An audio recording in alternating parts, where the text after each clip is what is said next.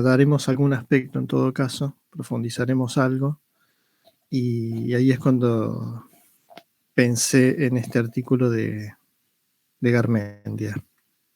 Así que bueno, trabajaremos nomás el pensamiento de Lenin, que es muy, les digo que es muy vasto, muy amplio, pero por lo menos lo vamos a ver desde esta perspectiva de la organización política. Y no porque hay para verlo desde diferentes aspectos, pero bueno, nosotros nos vamos a limitar a esto. ¿Está bien? ¿Qué tal, Carlos? ¿Cómo va? Buenas noches. ¿Cómo va? Bien, todo bien. Y Ana, Carolina, ¿pudieron leer el artículo? Yo leí muy por arriba, pero me gustó, me pareció distinto, qué sé yo. Bueno. Es algo nuevo. Y además es interesante porque el comunismo influenció la mayoría de los sucesos históricos que pasan en el siglo XX, o más que nada los que pasaron acá en Sudamérica. Sí. La Revolución Cubana, que después terminó en que Estados Unidos y la doctrina de la seguridad y todas las dictaduras. Sí. Eso, no me salía, gracias. Sí. Por eso estoy de acuerdo con esto que decía Ana, y es un poco lo que les decía recién, ¿no? No podemos, en un momento, no podemos avanzar en la historia del pensamiento político en el siglo XX si no vemos algo, ¿no?, de lo que fue la Rusia soviética, sobre todo en el pensamiento de Lenin, que es tal vez el teórico más importante de este movimiento, ¿no?, de la Revolución Rusa, por encima de otros teóricos muy importantes. El que le sigue tal vez sea Trotsky, ¿no? Pero sí, había que abordarlo, y bueno, por eso le busqué la vuelta. No veremos el capítulo entero de Carr, que recomiendo, lo tienen en el programa de todas maneras, pero bueno, veremos este artículo un poquito más modesto que toca un aspecto particular de la teoría del pensamiento de Lenin. Así que bueno, miren, ya son 8:06, si quieren ya comenzamos, ¿está bien? Para mantener nuestra puntualidad. Bueno, acá no sé si conocían algo del tema, ¿no? Parece que como si se tratara de debates que se dan al interior de la izquierda, por lo menos al interior del movimiento comunista, incluso les diría, que no, tal vez muchas veces no trasciende, y sin embargo, si uno mira, como decía recién, la historia política del siglo XX, esta teoría de la organización es fundamental. Fundamental no solo porque afectó a países como Rusia, China, ¿no? Recién nombraba Ana Cuba, podríamos agregar Vietnam y tantos otros movimientos revolucionarios que todos a su manera discutieron este tema, ¿no? Lo debatieron de diferentes maneras en diferentes contextos, y formó parte de la vida política de muchos países en el siglo que pasó. Entonces, incluso la Unión Soviética, cuando sufre el proceso de burocratización con Stalin, no deja de estar de alguna manera relacionado con los orígenes de la Revolución Rusa y por lo tanto con Lenin, ¿no? Hasta qué punto es esa relación siempre es motivo de discusión, pero bueno, todo surge de acá, ¿no? Comenzamos entonces. ¿Está bien? Voy a tratar todo lo posible de que hablen ustedes, gente, ¿eh? Yo voy a ir dando algunas líneas, pero me gustaría que puedan desarrollar el tema ustedes. nosotros vimos muy poquito en primer año sobre el movimiento comunista, ¿no? Analizamos un apartado del Manifiesto Comunista. Este año analizamos otro apartado. Desde ya les digo que es muy poco lo que vimos.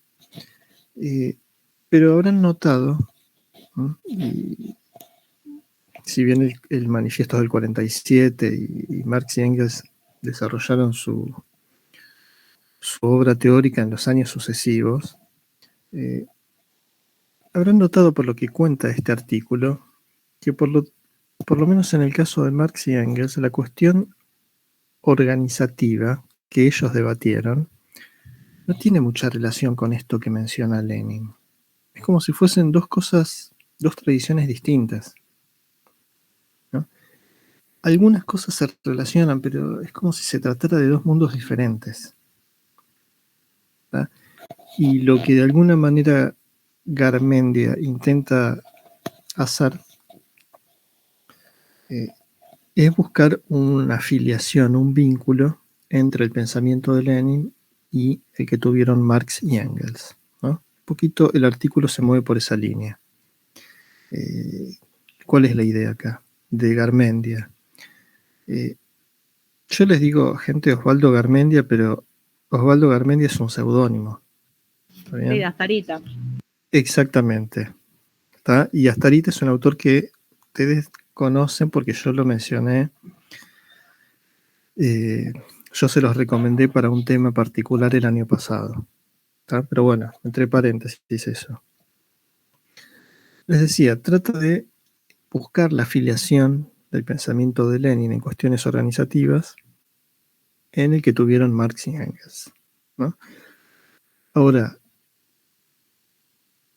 todos los historiadores, todos los grandes pensadores de la izquierda saben que Lenin, si bien pudo haber tenido esa afiliación, evidentemente desarrolló esta teoría, ¿no? No es que se limitó a repetir cosas, no, desarrolla y tiene una postura firme y clara. ¿Está bien? Sobre cosas que tal vez Marx y Engels ni siquiera se pusieron a pensar, ¿no? Por el contexto, por la época que les tocó vivir. Pero bueno, no estamos ante una persona que repite, una persona que tiene una práctica política y desarrolla la teoría en relación con esa práctica política, ¿no? Esta idea de teoría y práctica en relación permanente. ¿Está? Pero bueno, la tesis de Garmendia de Astarita es hay un hilo de continuidad entre Marx y Engels y Lenin. ¿Está? Y se mete un poquito en los debates que hubo en la izquierda en aquel periodo y posteriormente les diría que también. ¿Está? Por un lado nos menciona esta idea de que hay un partido clase, ¿no? Partido de clase. Y por otro lado, lo que propone Lenin. Hay un libro famoso en la literatura de izquierdas que es El Quehacer de Lenin, que lo cita acá Garmendia, ¿tá? Donde empieza a marcar algunas diferencias con la tradición, quieren, del marxismo, ¿tá? Y es como dice acá Garmendia, si se quiere, el inicio de las diferencias que van a separar, yo les diría que para siempre, a los bolcheviques de los mencheviques. ¿Está? Y tiene que ver, entre otras cosas, con estas cuestiones de organización. ¿Qué es lo que plantean unos y otros?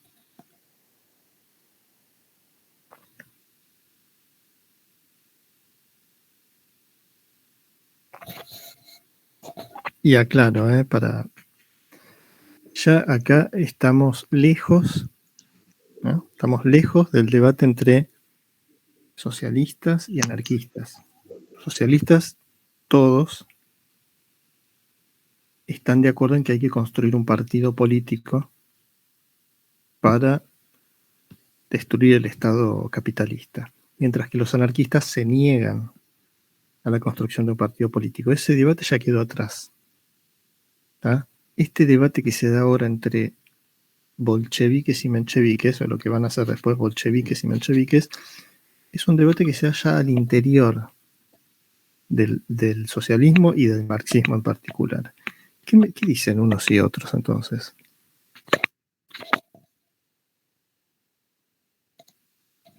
Cuando hablo de socialistas, bolcheviques y mencheviques lo pueden encontrar y lo van a encontrar en la literatura como socialdemócratas rusos, ¿no? Sí, Federico, estabas por decir algo, me parece.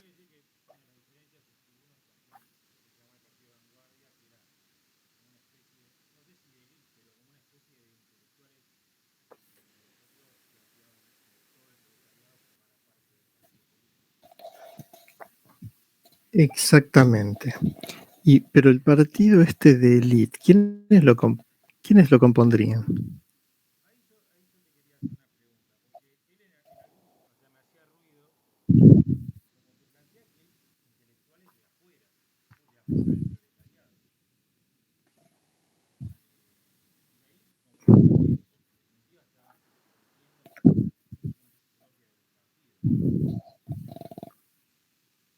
Y acá el resto, a ver.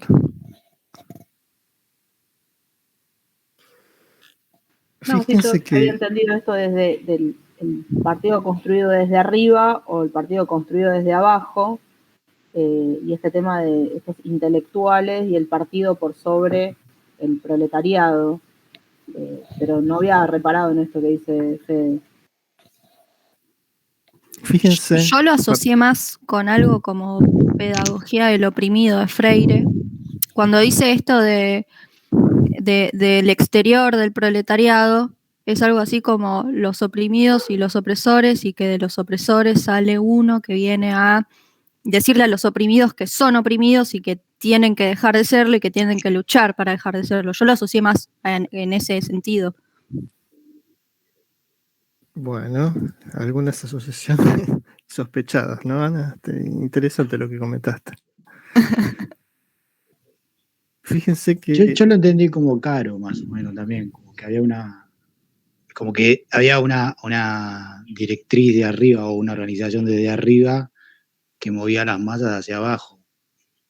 Y que, o sea, una parte decía que había una parte más activa del movimiento y otra parte menos activa. O sea, que involucraba a los que estaban adentro y afuera del partido, pero cuando estuvieran adentro los que estaban afuera, digamos. No sé, es medio raro, medio trabalenguas, ¿no? Pero yo lo entendí así. Sí.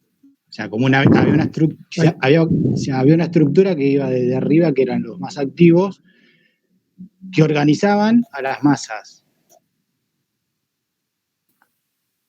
Y el otro, o sea, también lo entendí como, o sea, como que venía de afuera, desde el exterior del movimiento, como lo entendió Federico, pero yo no sé si hay intelectuales de afuera. Por ahí, o sea, creo que habla de intelectuales, pero, o sea, agarró todo el conjunto de la base proletariada. No sé si alguien quiere agregar algo más.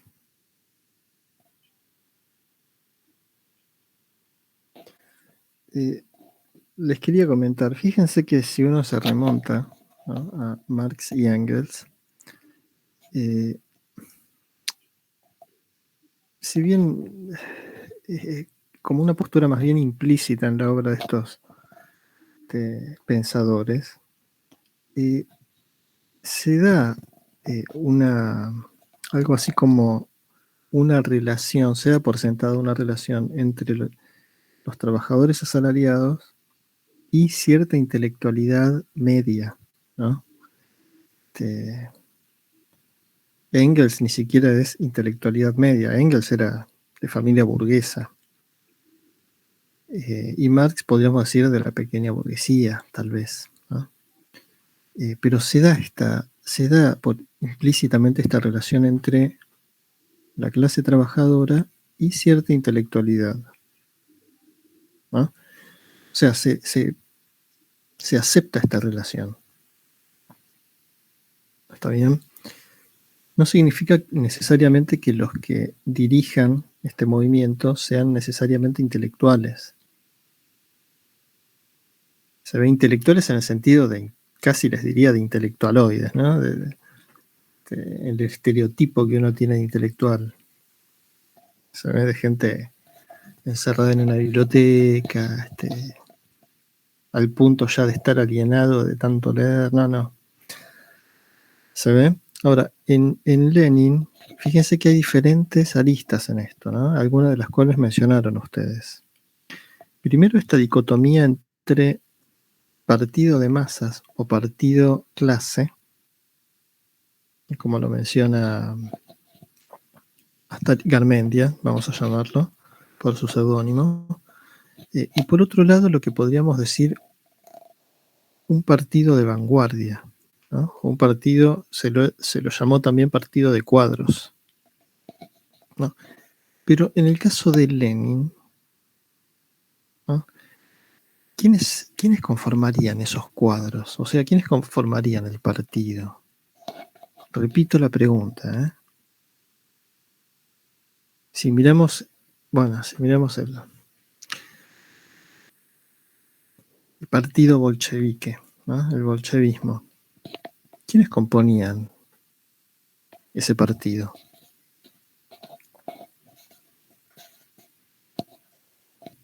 La clase baja, el proletariado.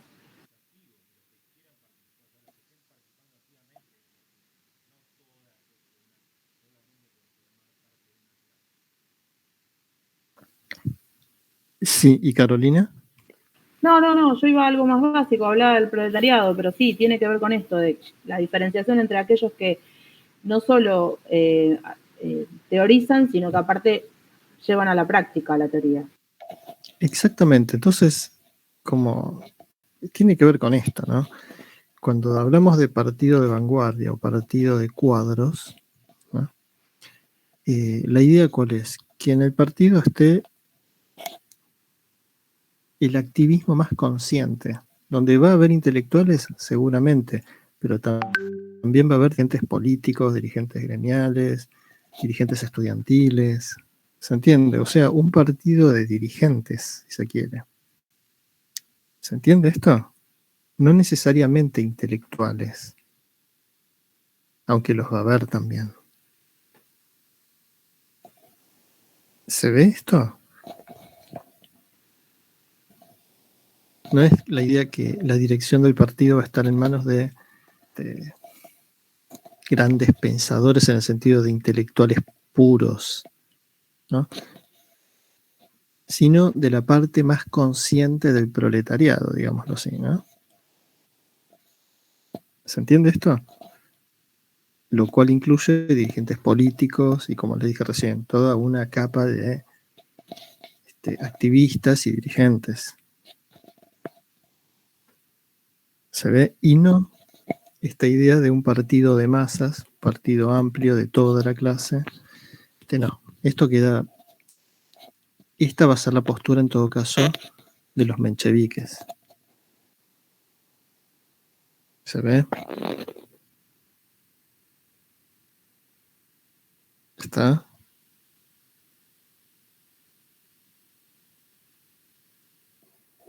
Por eso esta idea de que este partido de vanguardia tiene que reunir a esa dirigencia de diferentes esferas, tiene que ver con esta idea de que el elemento más consciente de esa clase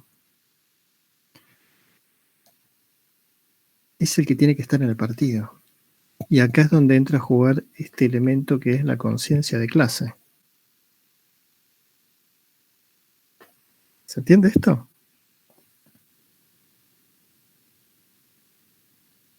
¿Está bien? Y nos aclara algo Astarita, o bueno, Garmendia. Nos dice, porque muchas veces se habló de que, dadas las condiciones en que tuvo que desarrollarse la socialdemocracia rusa, ¿no? El contexto de una represión fortísima por parte del zarismo, muchas veces se comentó, les decía, que esta idea de un partido más bien reducido y no un partido de masas tenía que ver con esas condiciones de dura represión. Y acá lo que nos dice Garmendia, por lo menos, es que no, que eso no tiene que ver meramente con una cuestión de represión, de contexto represivo, sino que tiene que ver con esta concepción de la organización de reunir los elementos más conscientes. ¿Se ve?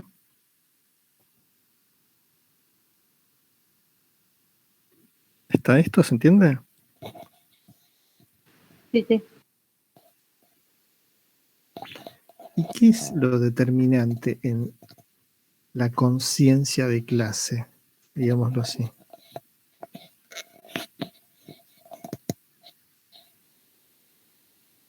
¿Qué es lo que determina que una persona tenga conciencia de clase o no la tenga? Para los proletarios.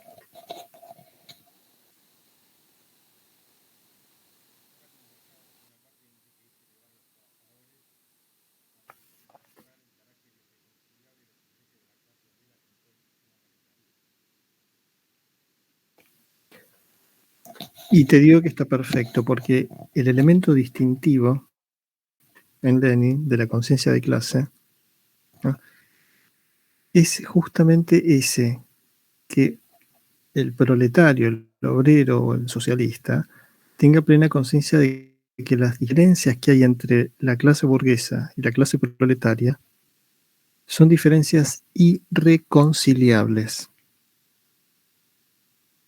Irreconciliables. Y esto es importante porque esto después va a cambiar en el movimiento comunista internacional, ¿no? Después se va a empezar a hablar de, por ejemplo, alianza de clases, frentes populares, colaboración de clases, ¿no? Y si nosotros nos remitimos al pensamiento de Lenin, lo que distingue la conciencia de clase es esto: tener conciencia de que esos intereses entre una clase y la otra son irreconciliables, no hay manera de conciliarlos. ¿Se ve? Algunos, yo cuando le decía posteriormente esto no va a ser así, pensemos que en la época de la burocratización de la Unión Soviética, con los diferentes giros, si se quiere, políticos del estalinismo, en muchos casos, y sobre todo acá en América Latina, se va a hablar de la posibilidad de que los movimientos, de que los partidos comunistas pudiesen aliarse con las burguesías que se llamaban nacionales contra el imperialismo. ¿Se ve? Y esto fue un gran debate en muchos lugares del mundo, particularmente en América Latina. ¿Tienen que aliarse los comunistas con las burguesías de cada país o no? Bueno, Lenin para esa época ya estaba muerto, pero si nos remitimos a su pensamiento, la idea es que no puede existir esa alianza. ¿Se ve? Y en esto yo les diría que sí podemos observar esta línea de continuidad entre Marx y Engels y Lenin. Pero hay cosa que no se da después. Que no se da después, digo, con respecto a los partidos comunistas. ¿Está entonces esto, gente? Sí, sí. ¿Está? Y después esto que decía Federico es importante porque mucha de la política del marxismo, del bolchevismo, de algunos sectores del marxismo, escuchen, mucho de la política tiene que ver, por un lado, con una batalla teórica, ¿no? O sea, no alcanza con ser, ¿cómo decirles? No alcanza con ser delegado en una fábrica o ser un sindicalista o un cuadro, un activista, un participante del partido, un integrante del partido, por más que sea delegado de fábrica, obrero, dirigente, tiene que transformarse en algún momento en un intelectual, pero no dejar de ser asalariado, obrero o delegado, sino que su formación como dirigente tiene que incluir la teoría. ¿Se entiende esto, no? ¿Se ve? Porque buena parte de la actividad de este partido es teórica, además de política. ¿Se entiende esto?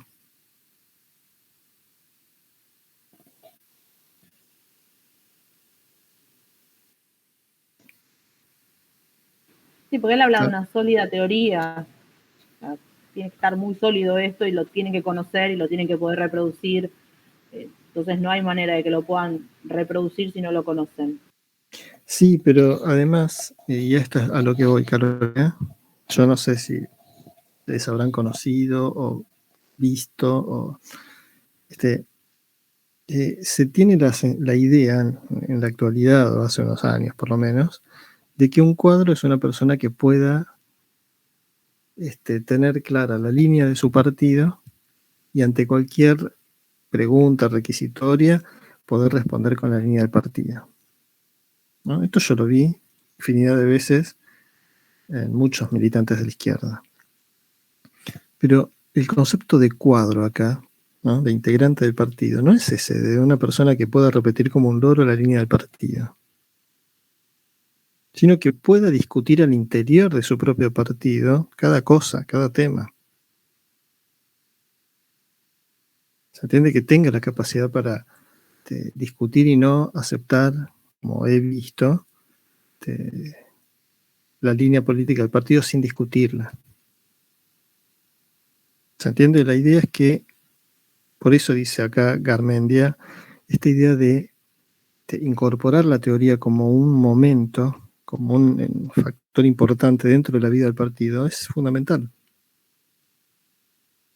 ¿Se ve? Y esto a pesar de las, repito, duras condiciones en que se tenía que desenvolver la socialdemocracia rusa. ¿Se ve? Mucho tiene que ver con esto, ¿no? La discusión, la propaganda, por eso esto que decía Federico, de elevar a la clase en su nivel de conciencia, ¿no? Pero mucho tiene que ver con esto de la teoría, la propaganda y la discusión. Buena parte de la política socialdemócrata pasaba por estas actividades. ¿Se ve? Yo no sé si, qué sé yo, conocen un poco de la historia de la Revolución Rusa, pero uno se encuentra todo el tiempo estas historias de periódicos que se imprimían en el exterior y se iban introduciendo clandestinamente en la Rusia zarista. Está lleno de estas historias. ¿Se ve? Pero bueno, lo que se introducían eran periódicos, elementos para la información, pero también para la discusión. ¿Se ve? Incluso si uno se pone a pensar, ¿no?, y mira los primeros años de la Rusia soviética, yo he visto muchas veces la acusación de que Lenin era un dictador, pero muy pocas veces la vi. Porque si ustedes miran, uno puede decirle dictador a Stalin, ¿no? Pero en Lenin es muy difícil ponerle ese calificativo, porque no era una persona que tuviese el poder absoluto. Todas las cuestiones había que discutirlas y había tendencias y opiniones dispares, cosa muy distinta a lo que pasó después con la Rusia de Stalin. Se ve incluso cuando Lenin larga lo que se llamó las tesis de abril en plena Revolución Rusa, está en minoría dentro del partido bolchevique. Entonces tiene que dar una serie de amenaza con irse del partido, pero no es una persona que baja su línea y todos le obedecen, ¿no? Bueno, pero tiene que ver con esta cultura, ¿no?, donde la teoría juega un papel importante y donde los partidos no son lo que decide, qué sé yo, el Politburo y todo el resto lo acata. ¿Se ve? Esto que uno ahora lo ve y dice, evidentemente quedó en el pasado, estas cosas yo ya no las veo. ¿Se ve? Pero bueno, lo rescata acá Garmendia como parte de la tradición del bolchevismo en esta época. Sí, en un momento habla que la historia del bolchevismo es la historia de las luchas de las fracciones, o sea, de la pelea interna. Sí, y si uno se interna, se sumerge en lo que es la historia de la revolución, ve esto todo el tiempo. O sea, y repito, en condiciones difíciles, donde hay que discutir todo clandestinamente, en fin, algo que uno lo mira y lo lee ahora y suena raro, ¿no? En una organización de izquierda. Pero bueno, por eso este resaltar permanentemente de la conciencia, la teoría, ¿no? Esto de la propaganda, el tema de elevar, ¿no?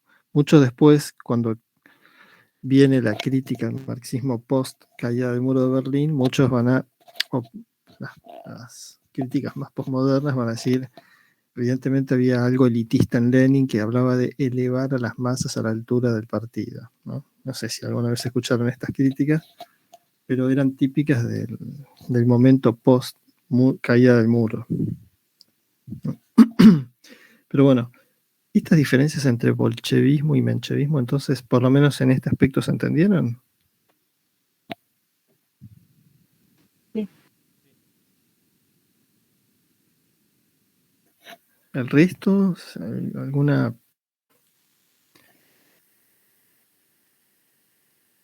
pregunta? Sí, profe, se entendió. ¿Se entiende? Sí. Bueno, me alegro, gente. Y de nuevo, como siempre les digo, cualquier cosa me detienen y me preguntan en el momento. ¿Está? Fíjense que estamos hablando siempre de un mismo tema, pero que tiene diferentes aristas. ¿Está? Después está, si uno se pone a mirar, bastante lineal y esquemático el artículo y eso nos ayuda bastante. Pero fíjense que después está esta idea de dónde viene la conciencia de clase, ¿no? Esa conciencia de clase que recién dijimos, que se caracteriza por esta idea de que las diferencias entre la burguesía y el proletariado son diferencias irreconciliables, ¿no? Ahora, ¿de dónde viene esta conciencia?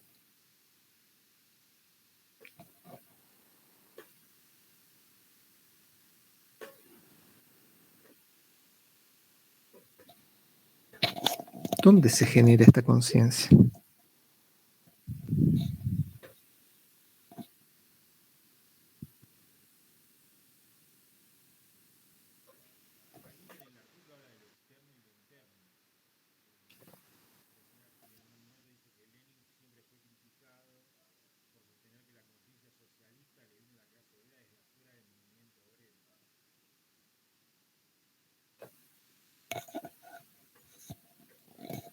¿Y por qué es criticado por decir esto?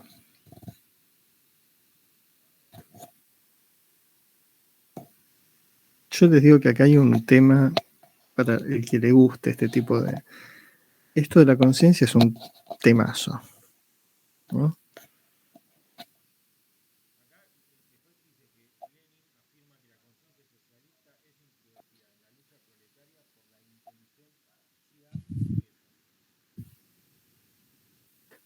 Sí. Sí. Fíjense que si... Yo lo entendí como que es un producto del capitalismo, de la burguesía. ¿Y qué es al final?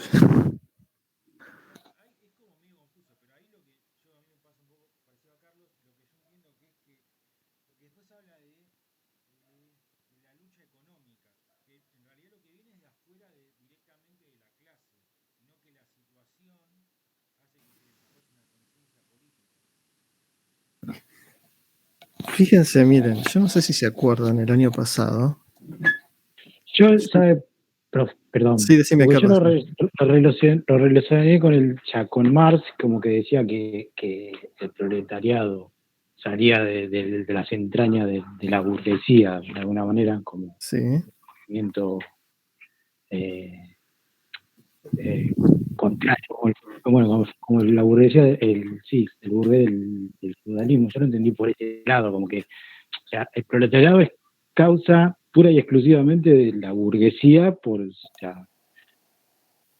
características burguesas, o sea, por el capitalismo en sí, para verlo. Sí, digamos que lo que quieren decir es que el embrión del socialismo nace en las entrañas del capitalismo, lo mismo que sucedió en el feudalismo con la burguesía, ¿no? Claro, sí, no. Sí, no. Eso está bien, pero a ver si se acuerdan de esto. Yo seguramente se lo señalé, pero como no tocamos el tema, posiblemente se lo hayan olvidado, y es lógico que así sea. Pero cuando nosotros leímos el primer apartado del manifiesto, hay una frase de Marx que por lo menos ahí no desarrolla, pero la menciona, que dice: toda lucha de clases es una lucha política. ¿No? Toda lucha de clases es una lucha política. ¿Qué significa? Que cuando los obreros se unen, ¿no?, y luchan, supongamos, por un aumento salarial, por mejores condiciones de trabajo, por las 8 horas de trabajo como máximo, etcétera, etcétera, etcétera, están dando de alguna manera una lucha política, ¿no? Esto después, por supuesto, Marx y Engels lo van a, ¿no? Me remito al manifiesto, que es lo que nosotros trabajamos el año pasado. Lenin, ¿qué viene a decir acá?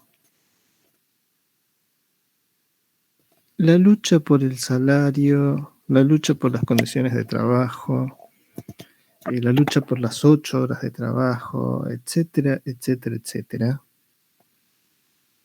son luchas económicas que, si uno las deja libradas a su suerte, lo único que desarrollan es una conciencia reformista, una conciencia pequeño burguesa, si se quiere, que no cuestione el orden capitalista, porque mayor salario, mejores condiciones de trabajo o las 8 horas son cosas que se pueden lograr dentro del sistema capitalista.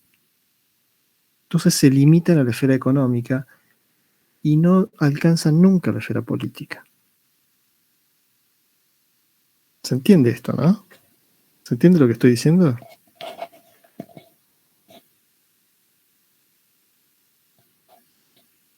Sí, profe. En el caso del manifiesto de Marx, lo que está estableciendo Marx es, si se quiere, una relación mecánica entre la situación del proletario y su conciencia, ¿no? Si yo soy explotado y me organizo y lucho por esto, ¿no?, eso mismo me va a llevar a la conciencia política de que hay que destruir el sistema capitalista. ¿Se ve? En cambio, Lenin dice: no.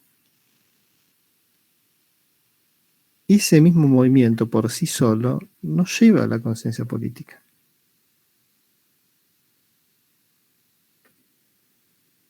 ¿Se entiende?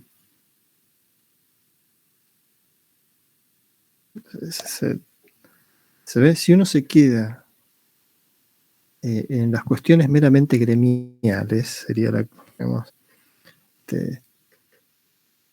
podés estar siglos enteros y nunca cuestionar al sistema capitalista. Podés pasarte incluso la vida luchando por aumentos salariales, porque es una lucha que no tiene fin. Se ve, sin cuestionar jamás, diría Lenin, el orden social. Es explotador por su propia naturaleza.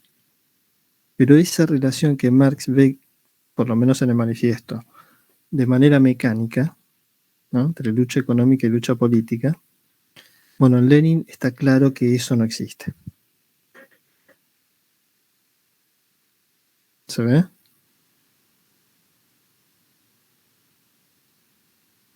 ¿Esto se entendió, gente?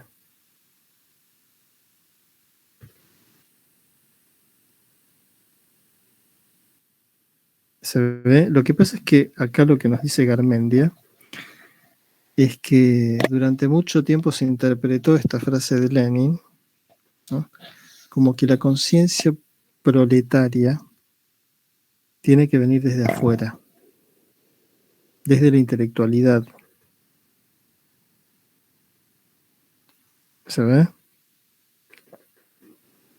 Por eso acá cita a Kautsky. Y lo que nos dice Garmendia es que Lenin lo que está diciendo es, esa conciencia tiene que venir por fuera de la mera lucha económica. ¿Tá? Y esa es tarea de quién. ¿Quiénes son los que tienen que trascender la esfera económica y pasar a la política?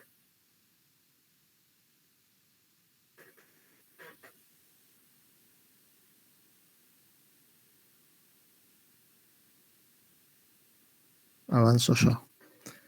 No la intelectualidad, sino el partido. ¿Se ve? Para Lenin, esa tarea de pasar de las luchas económicas a las políticas, o relacionarlas en todo caso, es tarea del partido político. El partido proletario, el partido socialista. ¿Se ve? No de la intelectualidad burguesa. ¿Se entiende esto? Sí, profe.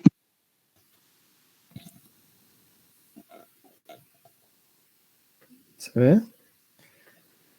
Pero para esto hay que, de alguna manera, no digo descartar, pero poner, no repetir mecánicamente esto de toda lucha de clases es una lucha política. Lenin lo que está diciendo es no. ¿Se ve? ¿Está?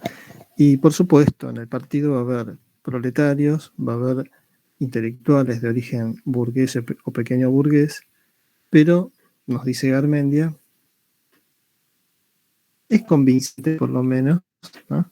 Nos dice Garmendia, pero en la medida en que están en el partido proletario, en el partido socialdemócrata, son intelectuales orgánicos del proletariado.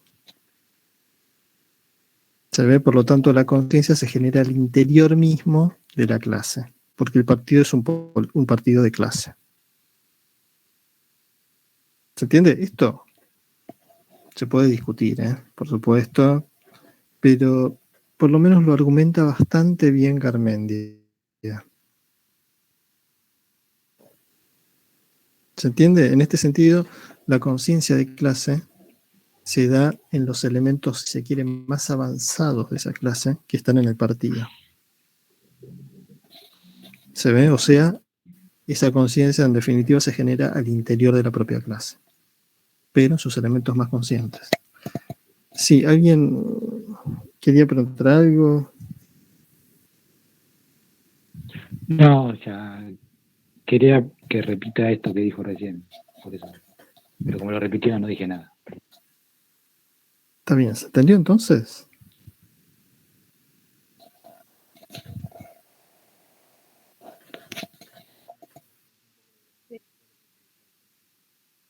Claro.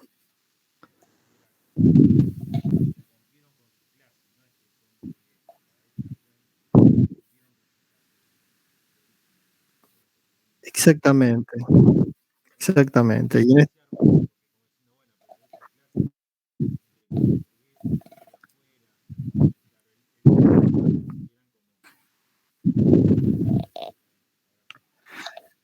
exactamente.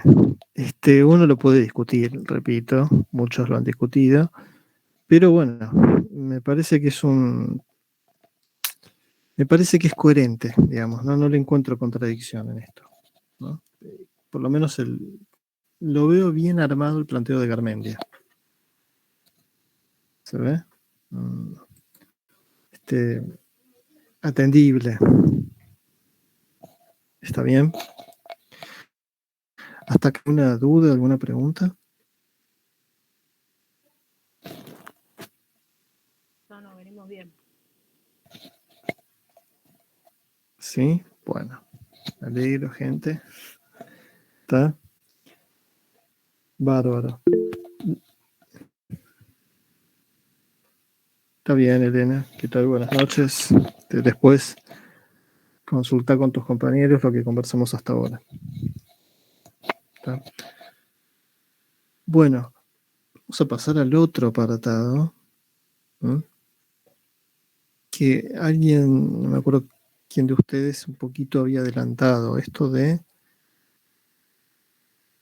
También fue un debate fuerte en ese momento, y lo siguió siendo después, ¿no? Sobre si la construcción de ese partido se tiene que hacer desde arriba hacia abajo o al revés. ¿Está? ¿Qué dice cada postura? A ver si... ¿Quién me lo explica?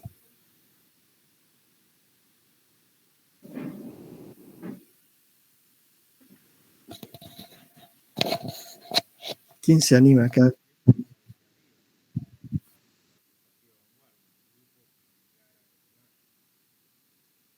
Sí. Sí. Pero...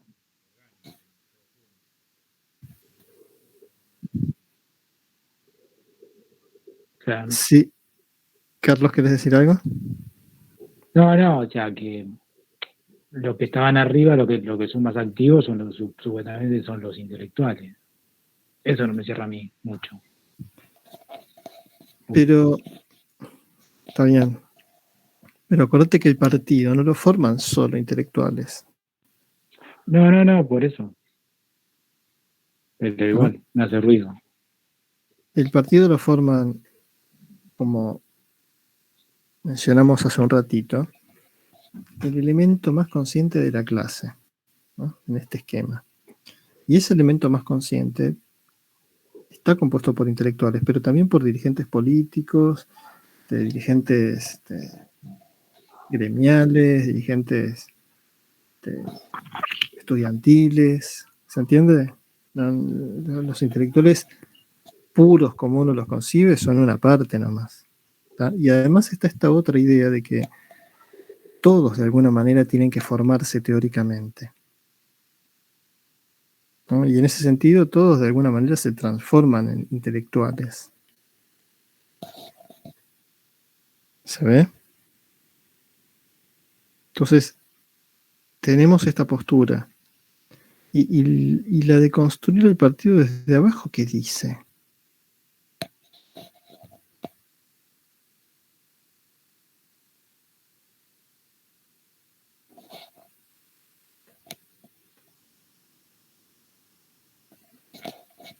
¿Cuáles son los argumentos de los que quieren construir el partido de abajo hacia arriba?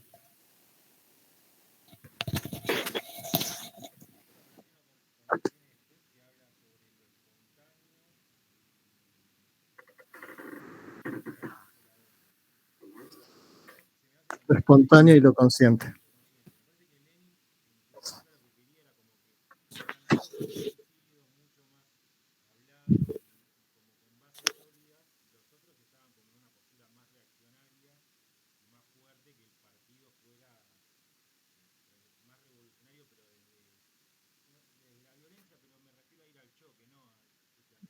Ah, sí.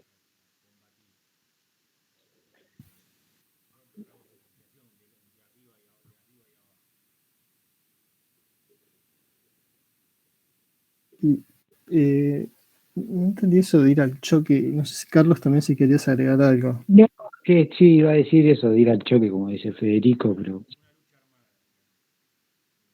Claro. O sea, digamos, más reaccionaria en el sentido que ya armás una huelga y no la terminás hasta que no conseguís lo que querés. O sea, de esa convicción me parece parte. Está bien. Para darle un ejemplo, ¿no?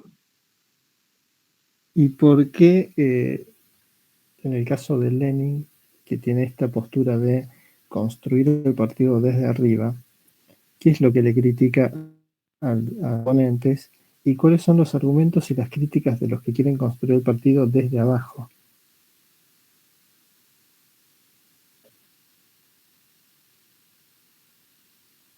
¿Se entiende?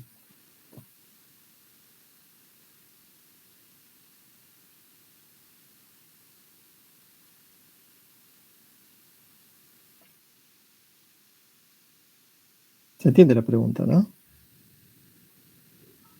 Creo que le critican que quiere llevar como a la fracción bolchevique y no a todo el partido en general. O sea, que tiene una visión como que esta es la facción que tiene que liderar y no todo el Partido Socialdemócrata. No sé si se entiende lo que estoy diciendo. Sí, se entiende. Sí. Sí, bueno, está bien. El Partido Socialdemócrata tenía estas dos tendencias. Es una crítica como que termina siendo elitista, ¿no? ¿Y por qué? No digo que sea elitista, puede serlo, pero ¿por qué insiste con esto, Lenin? De que solo el partido bolchevique, ¿por qué?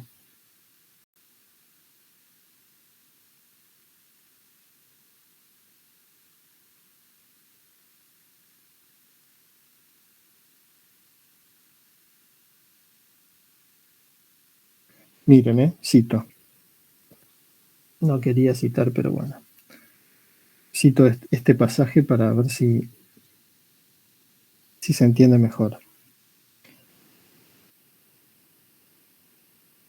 Abro comillas, en el Trotsky de los años anteriores al triunfo de octubre, existe, por el contrario, una concepción mucho más espontaneísta de la forma en que se avanza en la conciencia. Podemos decir que el partido se construye a partir de una confluencia desde muchos puntos. Repito, podemos decir que el partido se construye a partir de una confluencia desde muchos puntos, que se elevan a partido desde y sobre la base de la evolución de la lucha de clases. Repito, en el Trotsky de los años anteriores al triunfo de octubre existe, por el contrario, una concepción mucho más espontaneísta de la forma en que se avanza en la conciencia. Podemos decir que el partido se construye a partir de una confluencia desde muchos puntos, que se elevan a partido desde y sobre la base de la evolución de la lucha de clases. Cerramos comillas acá. ¿Por qué Lenin está en contra de esto?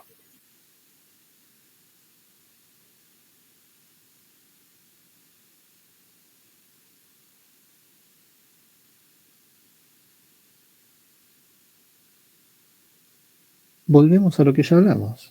Bueno, porque la conciencia de clase era la construcción era del partido. En este caso es todas las personas, o sea, todos los que conforman el partido tendrían conciencia de clase, y ya no el partido. Exactamente, que para Lenin esto de se elevan a partido desde y sobre la base de la evolución de la lucha de clases. Para Lenin, la lucha de clases meramente no lleva a la conciencia. ¿Se acuerdan de esto? Por eso tiene que estar ya desde antes el partido, dice Lenin, ¿no? Desde antes, no dejar que la sola lucha de clases eleve la conciencia y haga que desde diferentes sectores del proletariado se construya el partido. Porque eso nunca va a suceder desde la postura de Lenin. Porque la lucha de clases de por sí sola, no genera conciencia de clase. ¿Se acuerdan lo que hablamos antes? ¿Se ve? Por eso el partido tiene que estar desde antes, con una teoría firme. Y esa firmeza, y esa conciencia, y ese la va a tener en un principio el elemento más consciente de la clase, y es el que tiene que reunirse en partido. ¿Se entiende esto, no? Sí, por eso hablo yo entiendo que es como elitista, porque son los intelectuales, los que más saben, los que más comprometidos están, y eso bajarlo al resto de la clase proletaria, que no está tan instruida, me imagino yo, ¿no? Y entonces por eso entiendo que, o me da a mí, a pensar Sí, que sí, es un partido elitista.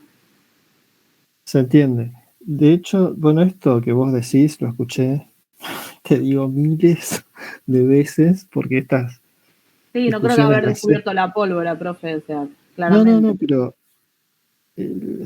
cuando te digo sobre todo porque no solo porque las escuché, sino porque las leí cuando estudié la Revolución Rusa, por ejemplo, ¿no?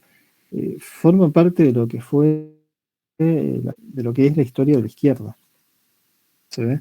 Muchos, y yo les digo, este debate volvió a surgir después de la caída del muro de Berlín, con la crisis del marxismo, bueno, esta idea de que Lenin era un elitista, y es un argumento de peso, ¿no? Otros, incluido Garmendia, dice, bueno, está bien, vos podés incluir en tu partido a todo el mundo, pero el mero hecho de que lo hagas no significa que todos van a estar en un pie de igualdad. ¿Se entiende a lo que voy, no? Podés...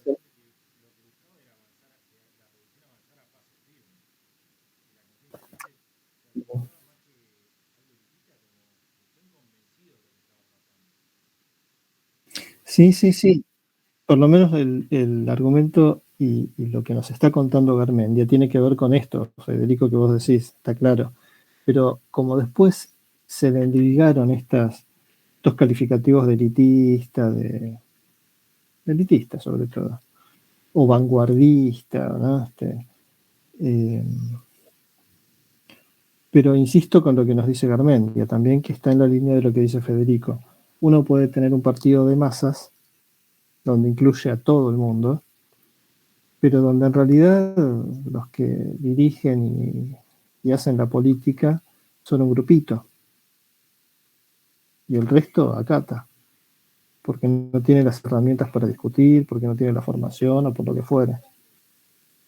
¿Se entiende? En los dos casos, Carolina, estamos ante partidos elitistas, si es que los llamamos de esa manera. ¿Se entiende, no? Sí, entiendo. Hoy es re común eso.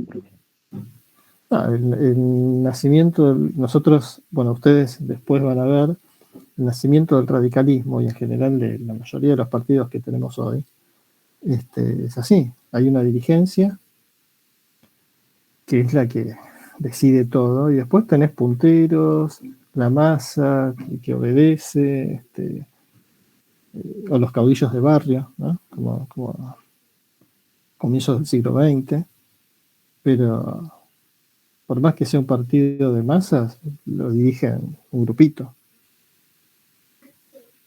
¿Se ve? Yo lo enfocaría, como dice Federico, en esta idea de el partido de vanguardia no es un fin en sí mismo, la idea es llevar esta conciencia a toda la clase y hacer la revolución.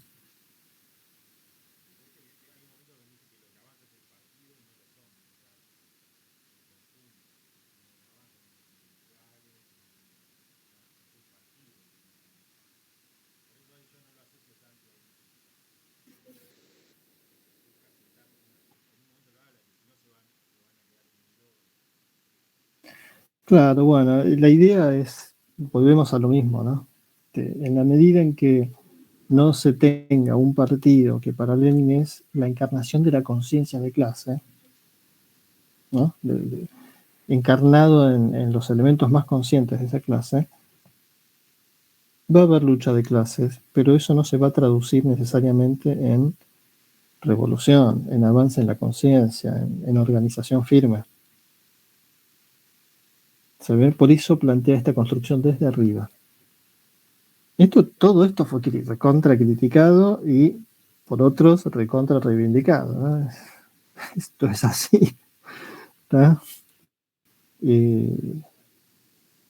Pero bueno, la idea es que se entienda el planteo, ¿ah?, que nos está mostrando acá Garmendia.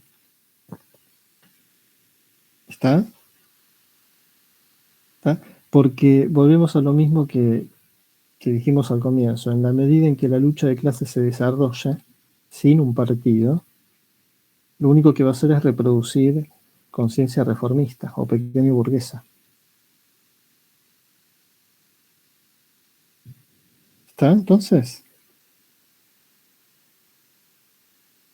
Sí, ¿está? sí. Sobre esto, por supuesto, Carolina, todos le van a decir, bueno, pero Lenin se creía un iluminado, ¿por qué él y su partido eran los...? Son debates que no tienen fin. No, es lo que cuando yo lo leí me parecía eso, no necesariamente eso. Es que... Lejos estoy de tener las herramientas para discutir a este autor y a todos los que se vengan. Me dio a mí esa impresión. Es un argumento que se usó, creo que no todos cuando lo leímos vimos esa posibilidad de que sea realmente así. Bueno, habrá que cada uno defenderá su argumento.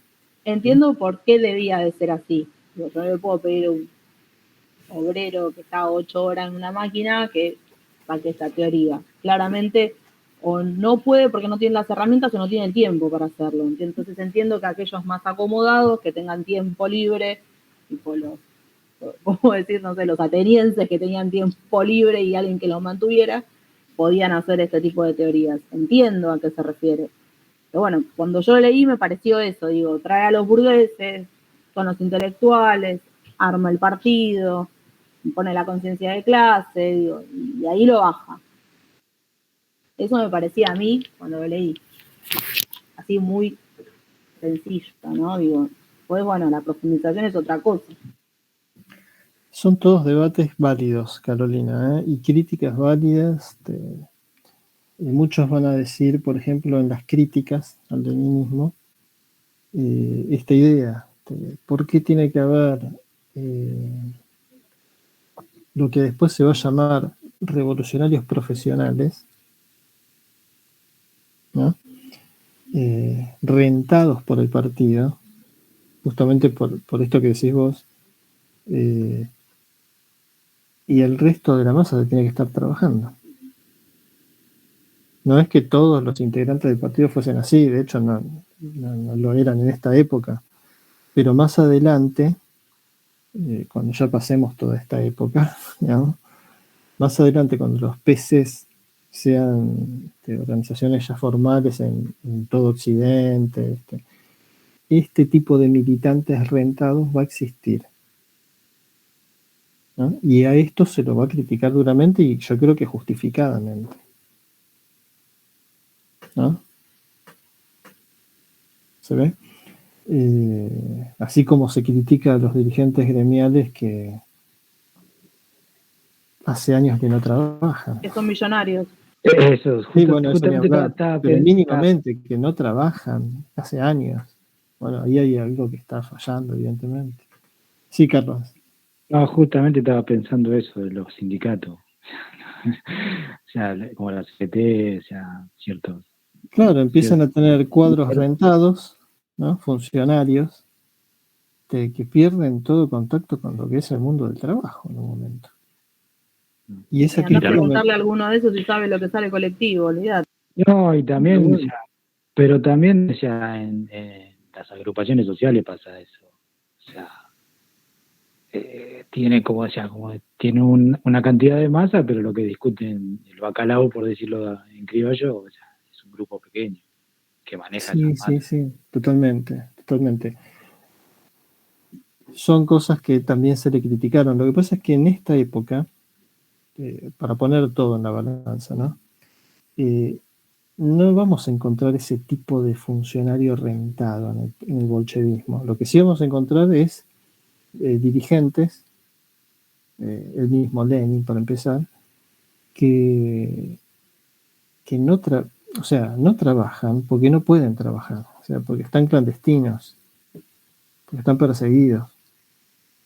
Y Y en ese sentido tienen una vida de militante, proscripto, clandestino, ¿se entiende? Pero no es que el grueso de los militantes bolcheviques seguía estando en Rusia, trabajando, repartiendo los periódicos, discutiendo estas cosas. ¿Se ve? Pero había un sector que ya no podía moverse en la legalidad, digamos así, ¿no? Y que forzosamente tuvo que pasar a la clandestinidad.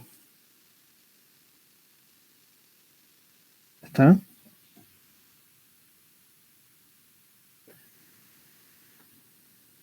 ¿Está gente hasta acá? Sí, sí. Sí, profe. ¿Dudas, preguntas, gente?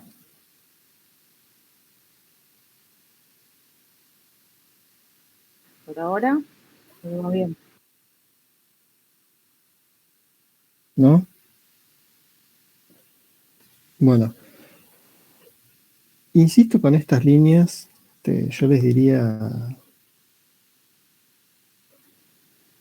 creo que atraviesan todo el artículo de Garmendia y creo que son como el hilo conductor, ¿no? Esta idea de que la organización partidaria en la concepción de Lenin tiene un elemento que es central, que es la conciencia de clase.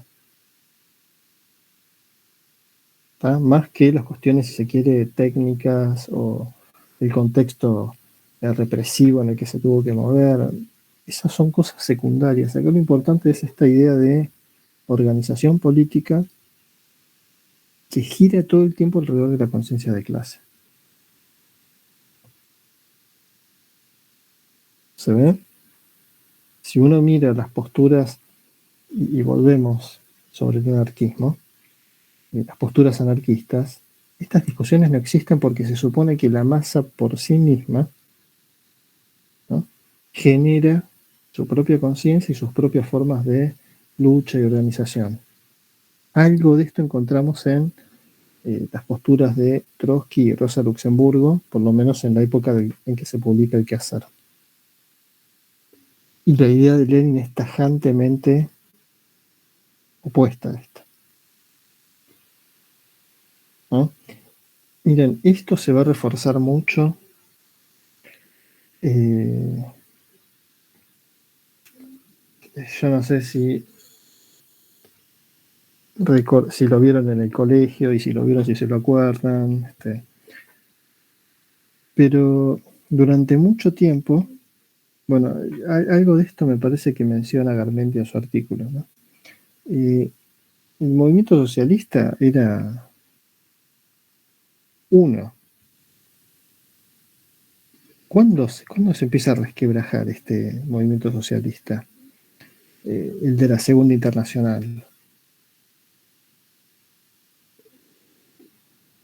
¿Cuándo entra en crisis, podemos decirlo? ¿Con Stalin no era? No.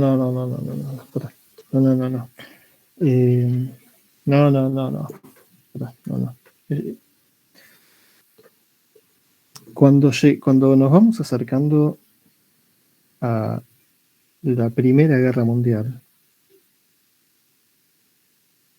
¿no? Ustedes saben, el socialismo marxista es un movimiento internacionalista que plantea una lucha de clases a nivel mundial, ¿no? Esto lo vimos cuando trabajamos el manifiesto.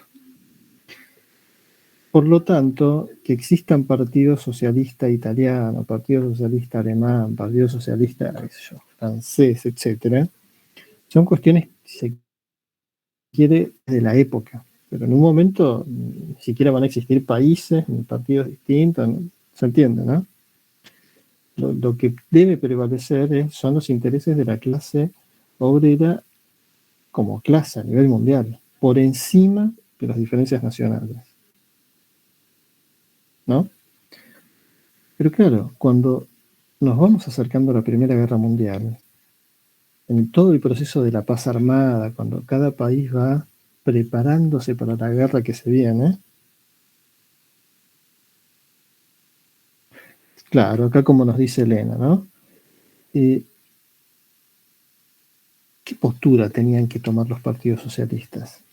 Estaban en contra de la guerra, de pelear una guerra que no tenía los intereses de la clase obrera. Claro, lo que nosotros, un grupo va a decir, esta es una guerra interimperialista, ¿no? Están confrontando acá las burguesías por conquistar colonias, mercados, etcétera. Están confrontando las burguesías de los diferentes países. ¿Por qué nosotros, los proletarios, tenemos que ir y sacrificarnos por los intereses de estas clases? ¿No? Pero los que sostenían esta postura eran una minoría.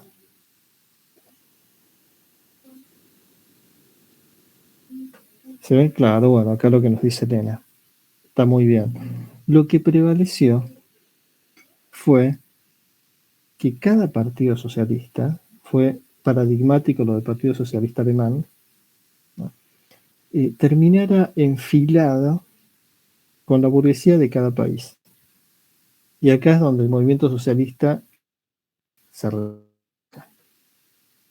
ve una postura muy minoritaria, que la sostienen Lenin, Rosa Luxemburgo, entre otros, dice, esta guerra no es nuestra. Nosotros no podemos ir a apoyar la burguesía rusa, polaca, contra... es una guerra que no pertenece a la clase obrera. Es ajena a nuestros intereses. Mientras que los grandes partidos socialistas, especialmente el de Alemania, terminan en definitiva atrás terminan a favor de la guerra, ¿no? Lo del Partido Socialista Alemán es clásico porque había que votar el presupuesto militar, ¿no? Y sin los votos del Partido Socialista no se llegaba a votar eso. Y el Partido Socialista termina votando los créditos de guerra, ¿no? Acá es cuando Lenin rompe con Kautsky. ¿Se ve? Entonces Lenin, ¿qué dice a partir de esto? Se refuerza todavía más esta postura del quehacer. Tiene que haber un partido firme, con una teoría firme, porque si no pasa lo que pasó acá. ¿Se entiende esto? Esto va a reforzar todavía más esta postura de Lenin de el partido como elemento consciente, que tiene que tener una teoría muy firme. ¿Se ve? Porque si no se tiene claro que los intereses del proletariado nunca pueden coincidir con los de la burguesía, se termina yendo por el camino del Partido Socialista Alemán, de Kautsky. ¿Se ve? Entonces, esta idea del partido como algo casi sagrado, bueno, es algo que por lo menos en Lenin era firme antes, pero después de estos hechos se refuerza todavía más. ¿Se ve? Y se va a reforzar todavía más las críticas de vanguardista, elitista, etc. ¿Está? ¿Se ve?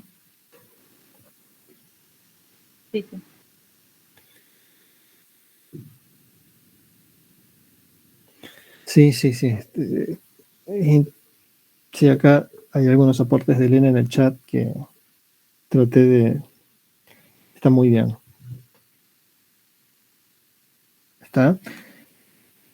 ¿Está esto? ¿Está acá, gente? Entonces, volvemos sobre lo mismo. La idea del partido, de la organización, tiene que ver en buena medida con la cuestión de la conciencia de clase. Y gira, les diría, alrededor de ese eje. ¿Está?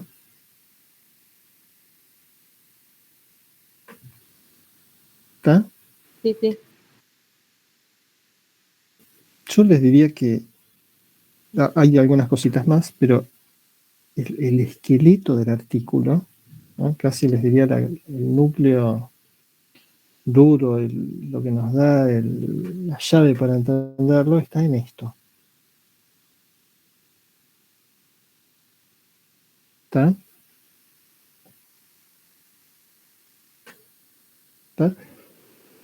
Después, acá Garmendia se ocupa de aclarárnoslo muy bien, tanto Rosa Luxemburgo como sobre todo Trotsky, después van a plegarse, sobre todo Trotsky, a la concepción de Lenin del partido, ¿no?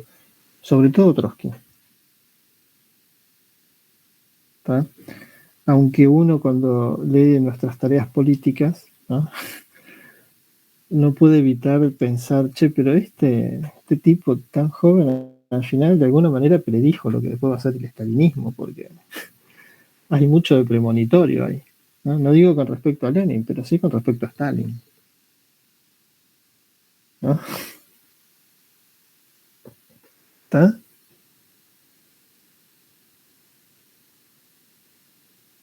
¿Está bien, gente? Bueno. Sí, profe. ¿Alguna duda, alguna pregunta más? Yo les diría que,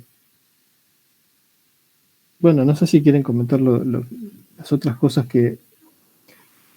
Acá hay una reivindicación evidente, ¿no? de Garmendia hasta ahorita a esta postura, pero me gustó el artículo porque plantean algunas de las discusiones que se dan en cuanto a organización que hubo en la época, ¿no? Por lo menos a mí, me recuerda muchas de las cosas que se hablaron en los años 90, ¿no? En plena crisis de la izquierda, y las críticas al leninismo. Y nos aclaran algunas cositas que yo no sé si alguna vez, creo que no leyeron nunca El Quehacer o Un Paso Adelante, Dos Pasos Atrás. Son libros densos, largos incluso. Y que si uno no tiene medianamente una mínima, estar mínimamente introducido en lo que es la historia de la Rusia soviética, hay cosas que difíciles de captar. Pero algunos aspectos en cuestiones organizativas me parece que Garmendia las plantea acá muy bien.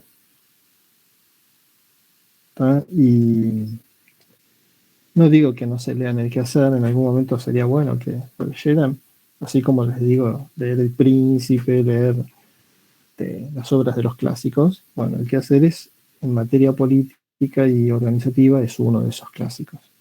¿Tá? Pero bueno, me parece que el esquema planteado por Garmendia es válido y bastante sólido. Está bastante sólido. Y después hay algunas cuestiones que tienen que ver con discusiones que se dan en la izquierda. No sé si actualmente se están dando. Esta revista ya tiene sus buenos años, ¿no? Este artículo, perdón, pero que en su momento se dieron. Y muestran, y lo vamos a ver en algunas de las clases que nos quedan también, el peso que tuvo esta concepción de Lenin para la izquierda, yo les diría mundial, porque aunque haya procesos revolucionarios importantísimos, como fue por ejemplo la Revolución China,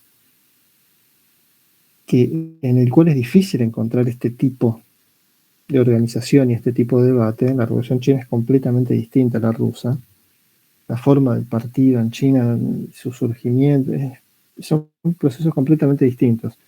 Sin embargo, este debate de Lenin siempre estuvo. Incluso cuando había que discutir si la Revolución China, al hacer hincapié en el campesinado y no en la clase obrera, la forma de organizarse en guerrillas rurales y no en partido político, o sea, por una cosa o por la otra, la cuestión organizativa en Lenin siempre se debatió, incluso en aquellos movimientos más bien ajenos a la forma de organización leninista, también se tuvo que discutir. Lo mismo en Cuba. ¿No? En Cuba no encontramos un partido, lo van a ver en cuarto año, pero en Cuba no encontramos un partido socialista o comunista del estilo que acá nos cuenta Garmendia. Es otro proceso completamente distinto. Y así todo tienen que discutir, se discutió mucho en la cuestión organizativa. Entonces, el peso que tuvo este pensamiento es, les digo, impresionante. Y por eso, bueno, esto de incluirlo finalmente entre los temas que teníamos que ver. Gente, ¿dudas o preguntas? ¿Está todo claro?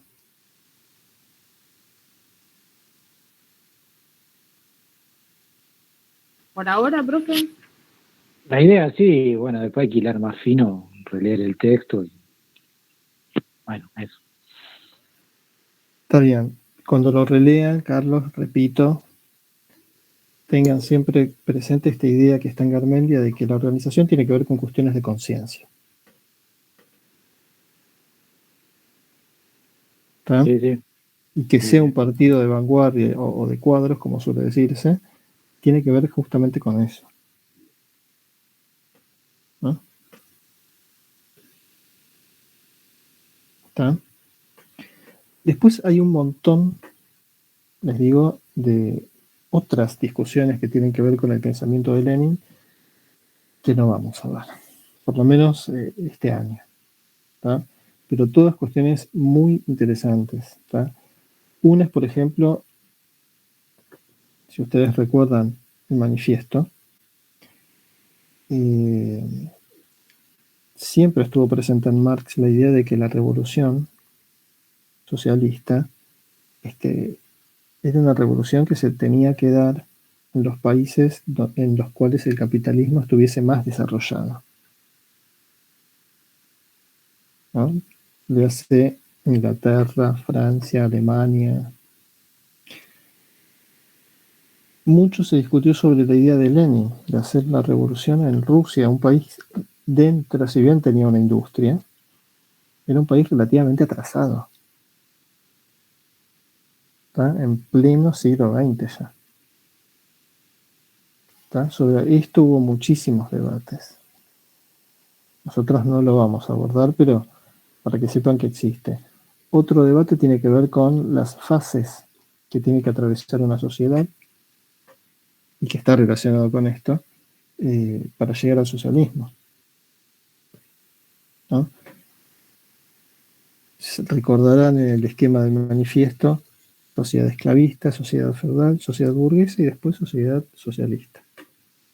¿No? Modo de producción socialista o comunista. Entonces puede pasar un país atrasado como Rusia, que todavía tenía relaciones serviles en pleno siglo XX, al socialismo directamente. Otro de los grandes debates que ya incluso Marx en su momento tuvo que abordar. Bueno, está muy presente esto en Lenin, Trotsky, en esta generación de rusos. No lo vamos a abordar, pero para que sepan que existe. Bueno, la teoría de la revolución permanente en Trotsky tiene que ver con esto, ¿no? O de la teoría del desarrollo desigual y combinado tiene que ver con esto. ¿Está? Por mencionarles dos aspectos de una obra muy vasta y importante e interesante. ¿Está? Después tienen otras cositas si quieren, pero fíjense, hay otros apartados, pero el núcleo de este artículo creo que lo hemos conversado acá. Y si se lo ponen a pensar, el asunto es guiarse siempre por esta idea de, repito, organización política y conciencia de clase. Que pueden hacer girar todo alrededor de esta relación, les va a ser todo más sencillo. ¿Está? ¿Está, gente? Sí, profe. ¿Dudas, preguntas, comentarios? Y si no, yo les diría que podemos dejar acá tranquilos que lo más importante lo hemos trabajado, pero bueno, los escucho. No, por ahora no. Yo siempre digo por ahora porque después por ahí lo vuelvo a leer pero bueno, por ahora no. Claro, me pasa lo mismo, amigo. Bueno, ustedes ya saben, cualquier cosa, cuando pasen los apuntes en limpio, cuando estén repasando, si tienen alguna duda, anótenla. ¿Está bien? Dale. Siempre tenemos unos minutos antes o después de las clases, y si no, esperemos que antes de la segunda evaluación podamos tener unos minutos, la última clase, para consultas, dudas. Pero bueno, anoten todo. ¿Está? Gracias, profe. No, que te lo agradezcan. El resto,